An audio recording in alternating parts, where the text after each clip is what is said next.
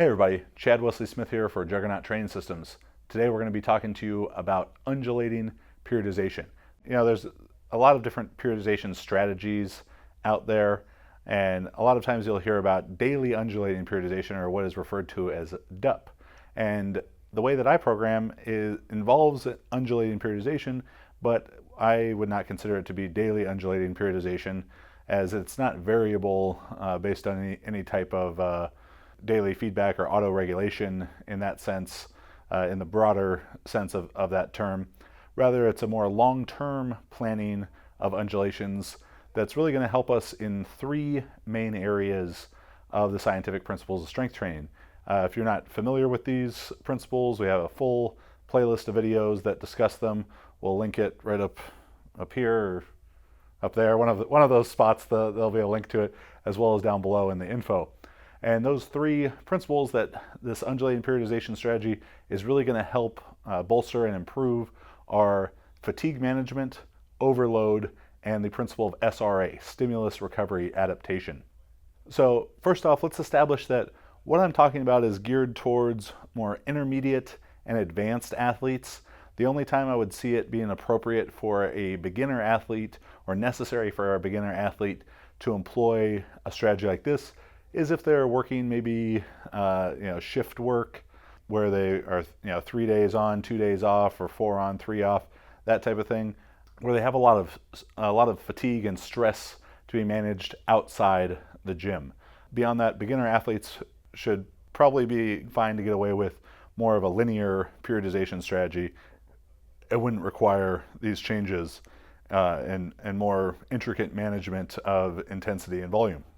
So the way that it's going to affect fatigue management and be able to improve our fatigue management when designing programs is that you're going to avoid accumulating too much fatigue, because training does not happen in a vacuum, and fatigue that is generated isn't just from a squat workout generates squat fatigue and that has its own category, and a bench workout generates bench fatigue and that has its own category, and deadlift has its own category. No, they all generate fatigue on the system. The body does not differentiate between squatting, benching, and deadlifting, so there's cumulative fatigue. So if I have a very hard squat workout on Monday, very, very taxing nervous system, muscular system, so on and so forth, that is going to affect my Tuesday bench workout, maybe my Wednesday deadlift workout. Tuesday's bench is going to affect Wednesday's deadlift. Wednesday's deadlift is going to affect Friday's squat, is going to affect Saturday's bench. Numerous different ways that you could structure the week, but understand that the fatigue being generated from one lift or one focused training day carries over to subsequent days. Undulating the periodization and varying the levels of intensity and volume through the different lifts is going to help avoid too much fatigue being accumulated and maybe one lift suffering at the benefit of another. Undulating periodization is a strategic application of SRA, the stimulus recovery adaptation, which means when I introduce a stimulus which generates fatigue, and we have to generate fatigue to build fitness, these different length SRA curves, the length of the SRA curve is going to vary based on how much fatigue is being generated. So we could have a very, very hard workout which has a longer SRA curve. We could have a easier workout that has a shorter SRA curve, and that's going to allow us to maybe fit the most hard training, the most overloading training in to a specified time period. So let's say we're training on a 3-up, 1-down schedule, 3 weeks of hard training followed by a 1-week deload. We want to do as much hard training as you possibly can in that time. Or let's even say you have 3 months before a meet, 12 weeks. The more hard training you can do in those 12 weeks, the stronger you can potentially get by the meet. But if you aren't applying some level of strategy to the way you set up your frequency and the way that fatigue is managed within that frequency, you're not going to get to do quite as much training. So the undulating strategies that we're going to talk about today are going to allow you to fit more hard training into a bit more of a compressed time period, and still manage fatigue, still have proper recovery, but be able to do more hard work, which in turn is going to allow you to potentially become stronger. Finally, it's going to affect overload, because the stronger an athlete becomes, the heavier weights they are lifting, the more experienced they are, the bigger, stronger, more muscular they are, the more stimulus they will derive from a single training session. So when you get an athlete who's very, very strong and the weights they're lifting become very, very heavy, a very hard workout up here, a lot of fatigue is going to be generated from that.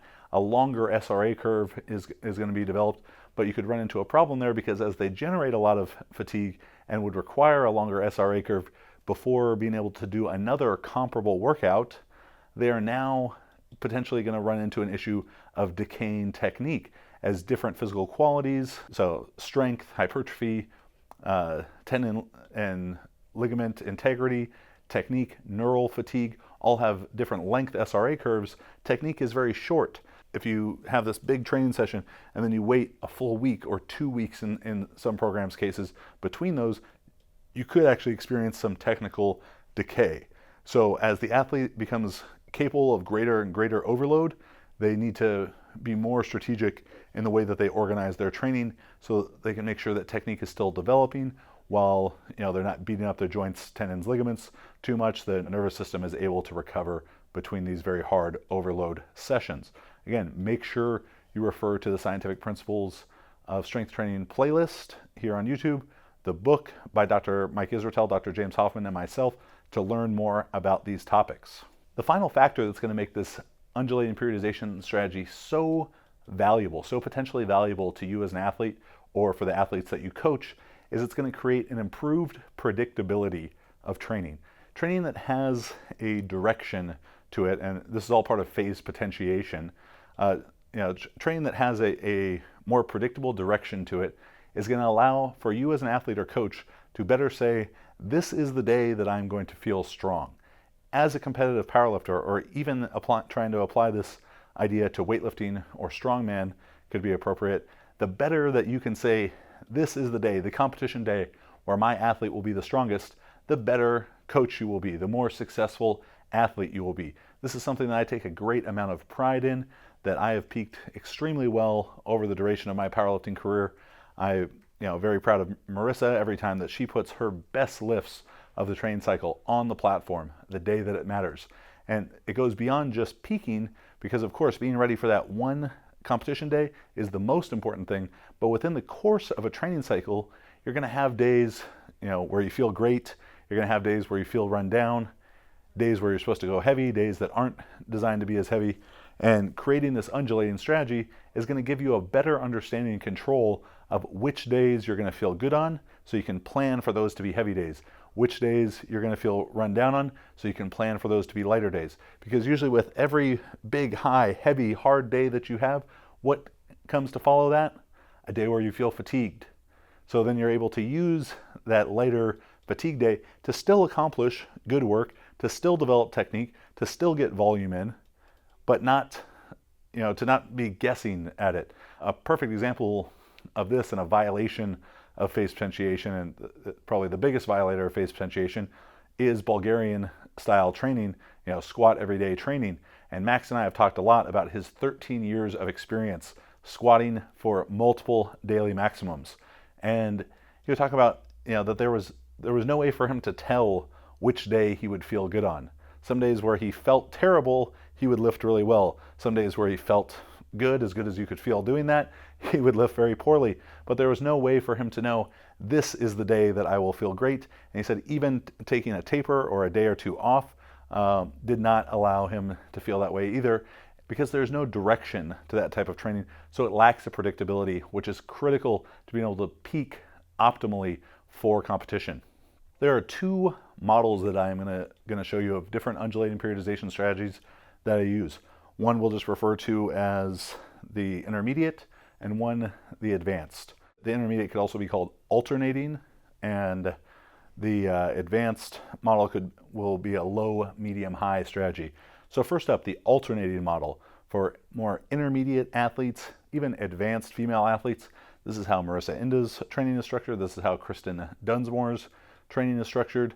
Advanced men's lifters, maybe in a lower weight class, particularly shorter lifters, as they're not able to generate as much fatigue because the bar is not moving as far. This is how Kevin Torres's training is structured.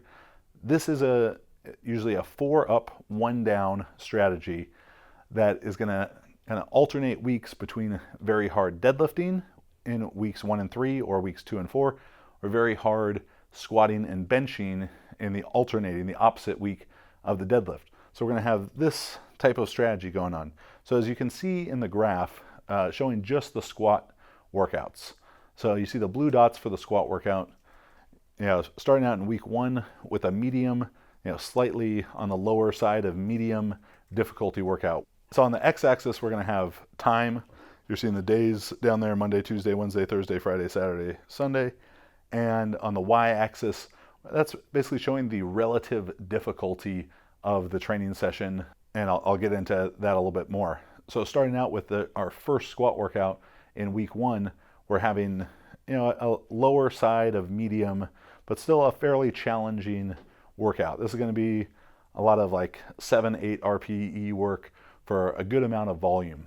Then later in the week, our second workout of the week is going to be a little bit less challenging, usually about 75% as difficult, I would say, as the first workout of the week. And then as we move on to week 2, the first workout of the week gets a little bit harder than the first workout of the week was the previous week, because the principle of overload dictates that training must become more difficult over time. And then finally, that second workout of the second week is up on the high relative difficulty side of things, and we repeat that process again over the next 2 weeks. So, we'll implement different exercise selection here, usually doing high bar, what I usually do with Kristen and Marissa, high bar early in the week, low bar for the second workout of the week. The weights end up being about the same between those, but the higher weights are relatively harder at high bar earlier in the week than they are at low bar. And then on the high workout, that is a low bar, either up to a maximum single with a rep max after that, or just the rep max. Individual differences are going to dictate some of the changes there. Now, as we bring in the bench workouts, you can see following a very, very similar pattern to the squat workouts.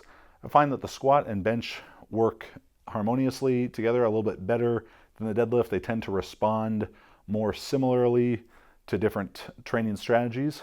So you can see almost an identical pattern through there. The only real change is that in the high week, the hard week for the squat and bench, we have the hard bench workout early in the week, the hard squat workout later in the week, and that is done, again, strategically. Nothing we're doing here is just by accident. We're doing that because a hard bench workout is much more unlikely to have a negative effect on the squat workout, where if we put a really hard squat workout on Monday and then tried to have a hard bench workout on Tuesday, the bench workout would suffer a lot more from that squat workout, whether it's stress on the wrists and elbows from the low bar position or just general neural fatigue.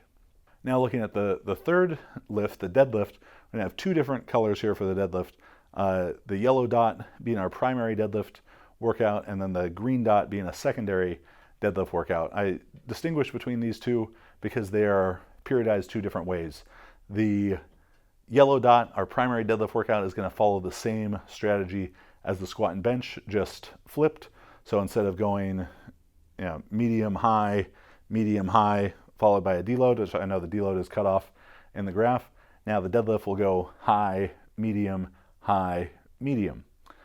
And so they're inverted from each other. So week 1 can be very hard, stressful work for the deadlift, while week 2, very hard, stressful work for the squat and bench, alternating throughout. The secondary deadlift workout we treat a bit differently, just because the deadlift is so much more neurally taxing that trying to put 2 workouts of it that are comparable difficulty the way we do in the squat and bench has tended to just not work out as well. And then we just have a more linear periodization strategy for that second deadlift workout, which is often just focused on technical development, trying to keep it much more low neural stress, and is done after the second squat workout of each week. So, for example, the high deadlift workout in week 1, depending on the phase, let's say we're in a strength phase, for Marissa might be up to 5 rep max in the deadlift. So that was recently 355 for 5, followed by back down sets, 320 for 3 sets of 5, and then some accessory work like vert pull, back raises or GHRs, maybe some rows, while the second deadlift workout of the week, the secondary deadlift workout, could either be 3 sets of 5 deadlifts at 275 to 295. If it's an earlier, more general phase, it might be RDLs or vert pulls at that point, just a deadlift movement to help stay in touch with technique, to give those muscles some extra stimulus, to respect the idea of the technical SRA curve being shorter. So you don't want to, even though the neural SRA curve for the deadlift is very long, that might make you inclined to say, well, I should only deadlift once a week. But in doing that strategy, technique tends to at least not, at best, stagnate, definitely not improve, and at worst start to decay. So we want to keep technique improving throughout. Now we're going to discuss the more advanced low, medium, high undulation model. And this is what I would be using for myself. Athletes like Steve Gentili, T. Papula, Brandon Allen, Evan Mensing, guys who have put up these really big, 2,000 plus pound totals. But this strategy could also be appropriate for intermediate lifters who, for whatever reason, whether that's genetics, lifestyle factors like job, sleep, nutrition, have a hard time recovering. So this is going to have a little bit more recovery built into it. And it's going to work on the principle of these 3 different types of workouts: low workout, medium workout, high workout, easy, medium, hard.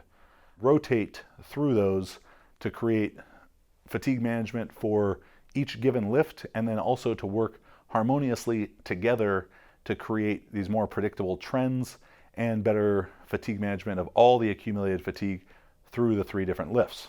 So looking at the squat first, we start with a low squat on the first day. That would be Monday, week 1, followed by a medium squat on Friday, week 1, then a high or heavy squat on Monday, week 2. A lot of fatigue is going to be accumulated from that. So what do we need to do to decay that fatigue? Bring it back down to a low workout. Obviously that low workout, because of the principle of overload, is going to have to be harder than the previous low workout, and the same thing with the medium and the same thing with the high. But going through this low, medium, high structure I found it to be extremely helpful to know that on the days that are supposed to be high, I feel good. I can lift and push the heavy weights on that one. And what follows that? A day where you feel really run down, your joints hurt, weights that should feel light feel heavy, but that's fine because it's by design. We're programming lighter weights on those days, maybe still for a lot of volume, and it's not going to be fun to do them. It's not going to be a great feeling workout, but you're going to get through it anyways. So it's going to add that level of predictability to it. So we follow that same strategy, low, medium, high, and then a deload for the squat.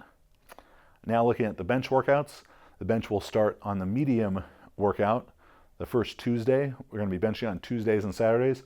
Again, I'm showing you the training schedule that I use with the majority of my athletes. It is not necessarily the right one or the best one, but it is a way to strategically and soundly apply these principles that we've talked so much about. So again, this is just the way that I do it. There's a lot of good ways to do it, a lot of possible ways to satisfy these principles. So benching on Tuesday and Saturday, we're going to start out with the medium workout on week 1, day 1, or week 1, Tuesday, and then a hard workout on week 2 on Saturday, week 1 on Saturday. And we want to get that hard bench workout in before we have the really hard squat workout, because again, if you're squatting low bar, and I'm sure those of you watching who do squat low bar can relate to this, after that hard squat workout, elbows hurt, maybe your shoulders hurt. The last thing you want to do is have a heavy bench workout. So we have the heavy bench workout on Saturday, then the heavy squat workout on Monday. And right now you're probably feeling very beat up and you don't want to have a hard bench workout. Luckily, it comes back down to a low bench workout on Tuesday, week 2, then back up to medium on Saturday, week 2. And then again, before we get to the heavy squat workout, we're going to have the heavy bench workout on week 3, Tuesday. And then finally, after the heaviest squat workout of the whole program, or of the whole cycle, on that week 3, Friday, you'll still have a low bench workout. And again, it might feel terrible, and that's fine. It feels terrible by design.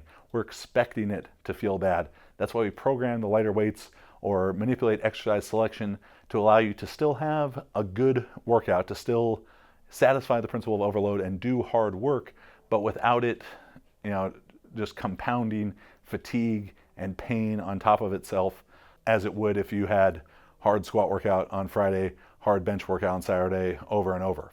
Finally, as we put the deadlift workout in there, again, the squat, bench, and deadlift, these rotations are all working independently, just as we had in the intermediate alternating model.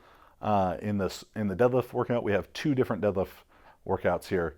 Our primary one, which follows a high, low, medium strategy, and then our secondary deadlift workout, which we do after our second squat workout in the week. And that's kind of its own periodization model, just a linear periodization of relatively easy workouts, 60 to 75% as difficult as the first workout of the week. And you can see with the deadlift, week 1, heavy, hard workout. We start the cycle off with that. It's maybe not the most optimal thing when looking at just one training cycle, 1 4-week block, 3 weeks up, 1 week down. But over the course of the entire training cycle, when keeping in mind that the deadlift is the most fatiguing and you would need to take your cut out heavy deadlifts the farthest away from a meet relative of the 3 lifts, it ends up working out just fine. So we go heavy in week 1, followed up by, again, light workout.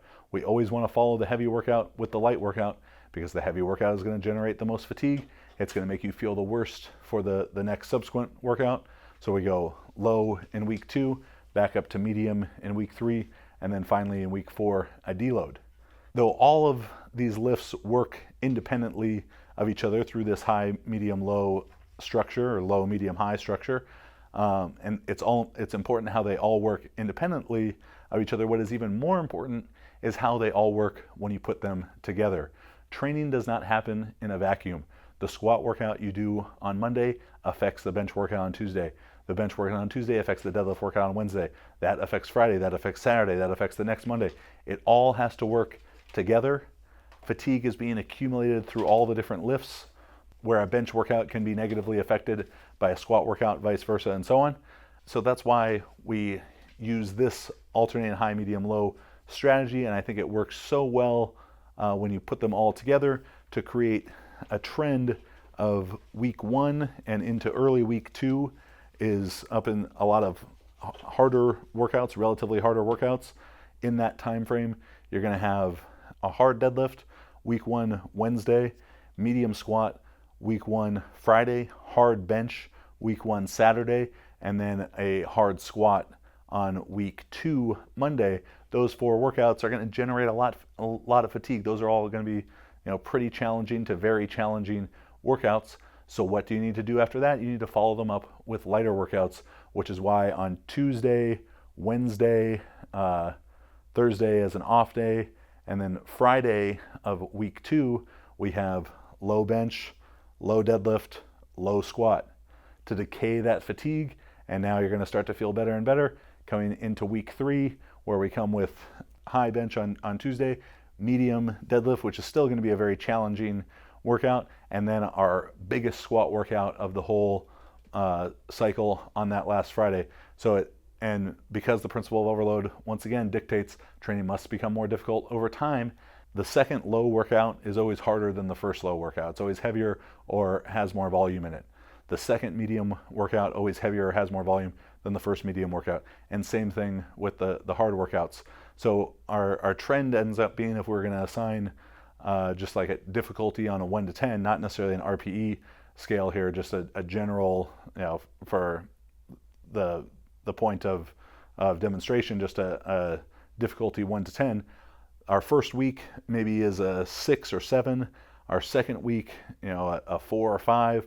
And then the third week, 8, 9, maybe even a 10, depending on how many hypertrophy phases and strength phases you're going to pair after one after another. That is going to change, if you want the last week to be a 9 or the last week to be a 10. But it's that trend of pretty hard, easier, very hard, deload, very easy, that's going to allow us to create better fatigue management by strategically using stimulus, recovery, adaptation, and manipulating overload so we can create long-term training predictability so that you can better know these are the days where I'm going to feel strong, where I can go heavy, all trending towards this is the one day that matters most, where I'm going to lift the most weight that I've ever lifted the day of the competition. So we have two different models. We have the intermediate alternating model and then the advanced high, medium, low model. Hopefully this gave you some better insight into potential ways to better structure your or your athlete's training. If they're struggling with fatigue management and you don't feel like they're able to get enough hard work in whatever time frames you're dealing with, this can be a great tool to use. It has been extremely successful for me. This is the type of model that I use for 22:48 total, 23:14 total, 23:25 total. The alternating model is what we use with Marissa for her world record in the 52 kilo class. The high, medium, low, we got Brandon Allen, 2300, T. Papula, the world record, 242 in sleeves at the time. Kevin Torres, all those big totals. Steve Gentili, big PRs. This is a very, very effective model, and I know looking at it, the whole graph altogether, especially on the high, medium, low, looks a little bit overwhelming and maybe confusing, but as you look at each lift independently, I think it should create a better understanding of how we're manipulating relative volume and intensity for those lifts to set you up for the most long-term success possible. So hopefully you learned something in this. If you enjoyed the video, please subscribe to the channel.